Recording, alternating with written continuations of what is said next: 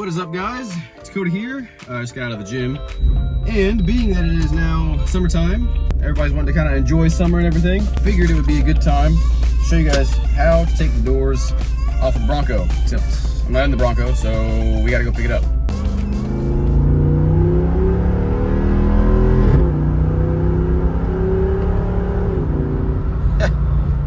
Need gas, like always. All right, guys, we're now back at the house, and I have the keys to the Bronco, so we're gonna go ahead and get started. But we're gonna start with the things you need first. All right, first thing you're gonna need to do is get your Bronco toolkit that comes with your Bronco. So if you don't have one of these, then you probably need to talk to your Ford dealer, but it comes with your Bronco. Next up, you're going to want to do is roll those windows down. You want to make sure that you roll both the windows down so that way they're not getting in the way when you're trying to remove the doors. The thing to do is grab your mirror and just bring it out of the way here, just like that. And then we're going to use part of the Bronco toolkit and add our little rubber, I guess, protectors to make sure that you don't accidentally hit the paint.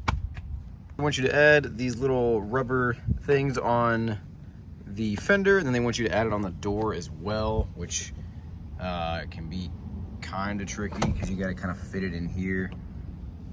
So there you go.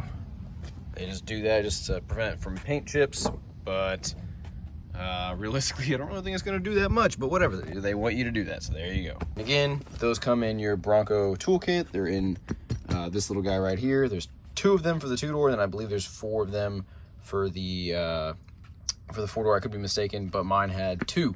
All right, next we're going to disconnect the electrical power to the door. So just, you guys can see here, there's this little guy that pushes back, so it's going to close once you take it off.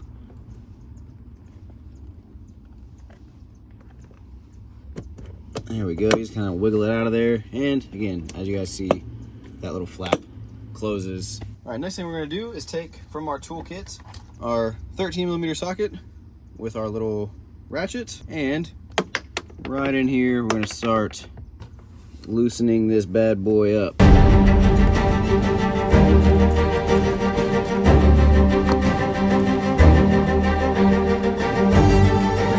There we go. And we're going to do the same thing on this bottom one down here.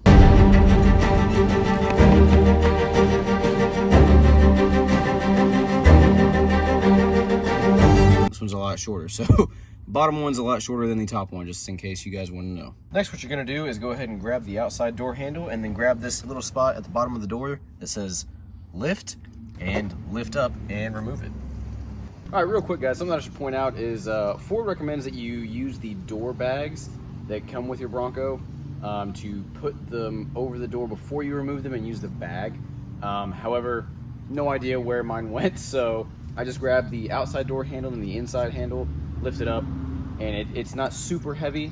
If you're shorter, it's going to be harder for you to get that leverage, but again, I'm not the tallest dude in the world. I'm about 5'9", so I can lift it up. It's not that heavy, but just make sure that you set them down someplace soft where they're not going to tip over or fall over, because obviously your window's in there and you have the paint on the outside, so you don't want them to get screwed up. So just make sure that you're careful with where you set them and that, you know, nothing's going to happen to them. And obviously, it's going to be the same process on the other side, and just put the screws back in your Bronco tool bag. It's a good spot to keep them. That way they're with you, and you don't have to, you know, worry about losing them. Just put them in your Bronco tool bag.